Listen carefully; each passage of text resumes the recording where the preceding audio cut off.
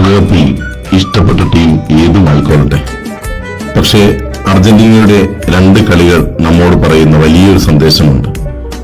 നഷ്ടപ്പെട്ടു എന്ന് തോന്നിയാലും കൈവിട്ടു പോയി എന്ന് തോന്നിയാലും തിരിച്ചു വരാനുള്ള സാധ്യതയുണ്ട് എന്നുള്ളത്, തിരിച്ചു വരാൻ നമുക്ക് സാധിക്കും എന്നുള്ളത്. അത് ഒരുപക്ഷെ നമ്മുടെ ആത്മവിശ്വാസത്തിന്റെ കരുത്തിലാകാം, അല്ലെങ്കിൽ നമ്മുടെ കൂട്ടായ്മയുടെ കരുത്തിലാകാം. തിരിച്ചു വരാൻ സാധിക്കും. നമുക്ക് കൈവിട്ടു പോയി എന്ന് തോന്നുന്നിടത്തു നിന്ന് വീണ്ടും തുടങ്ങുവാൻ നമുക്ക് സാധിക്കും. പരാജയപ്പെട്ടു എന്ന് തോന്നുന്നിടത്തു നിന്ന് വിജയത്തിലേക്ക് കുതിക്കുവാൻ നമുക്ക് സാധിക്കും. നഷ്ടപ്പെട്ടതൊക്കെ തിരിച്ചെടുക്കുവാനും നമുക്ക് സാധിക്കും. ഓരോ ദിവസത്തിനും അതിൻ്റെതായ ആകുലതകളും അതിൻ്റെതായ സന്തോഷങ്ങളും മാത്രം മതി എന്ന് പറയാറുണ്ട്. പക്ഷെ നമ്മിൽ പലരും ഇന്നലകളിലെ സന്തോഷങ്ങളെയും ഇന്നലകളിലെ ദുഃഖങ്ങളെയും ചേർത്ത് വയ്ക്കാറുണ്ട്. നാളുകളിൽ വരാൻ പോകുന്ന ആകുലതകളെയും സന്തോഷങ്ങളെയും ചേർത്ത് വയ്ക്കാറുണ്ട്. ഒരുപക്ഷെ ആ ഒരു ചിന്ത ഇന്നിനെ ഇല്ലാതെയാക്കും എന്നാണ് പറയുന്നത്. അതുകൊണ്ട് തന്നെ ഈ ദിനം നമുക്കായി ഒരുക്കി വെച്ചിരിക്കുന്ന സന്തോഷത്തിന്റെ, സ്നേഹത്തിന്റെ ഒരുപാട് നിമിഷങ്ങളുണ്ട്. അത് ആസ്വദിക്കാം. ഈ ദിനം ഒരുപക്ഷെ ചില ചെറിയ ആകുലതകൾ നൽകിയേക്കാം, ദുഃഖങ്ങൾ നൽകിയേക്കാം. അത് അംഗീകരിക്കാം. അങ്ങനെ അംഗീകരിച്ചും ആസ്വദിച്ചും ഈ ദിനത്തെ അതിന്റെ പൂർണ്ണതയിൽ അനുഭവിക്കുവാൻ നമുക്ക് സാധിക്കട്ടെ. സെൻസസ് ഒക്കെ നടക്കുന്ന സമയമാണ്.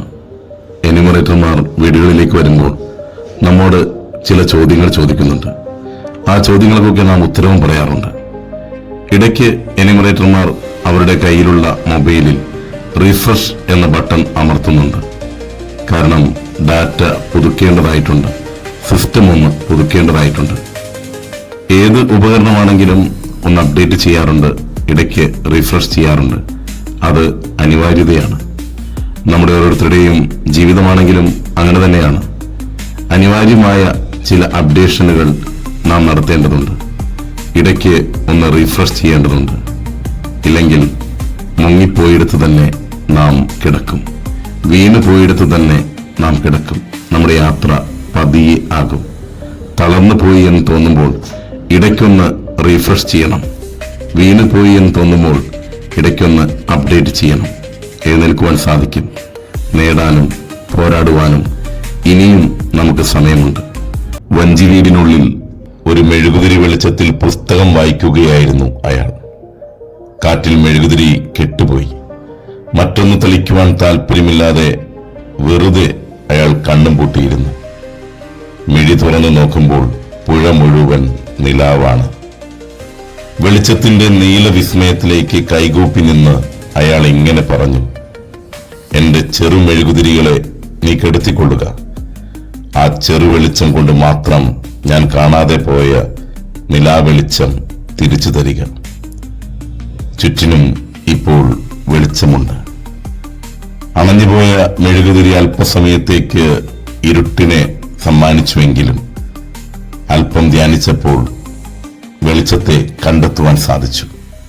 ആ വെളിച്ചത്തെ ആസ്വദിക്കുവാൻ സാധിച്ചു.